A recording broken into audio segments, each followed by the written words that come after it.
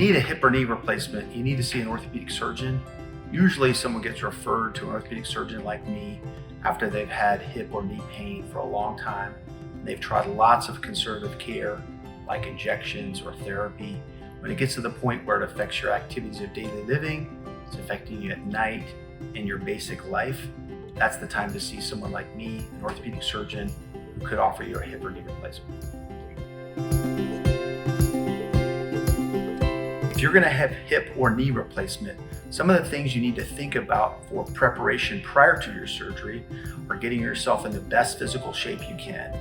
So that would be doing therapy exercises, getting strength in your knees or legs. In addition to that, you really need to think about your medical health. If you have diabetes, having that controlled, getting your weight under control, or any other risk factors or health problems that you have. If you have those optimized prior to your surgery, it'll make your surgery a lot easier in your transition back home and back to your normal life much, much faster.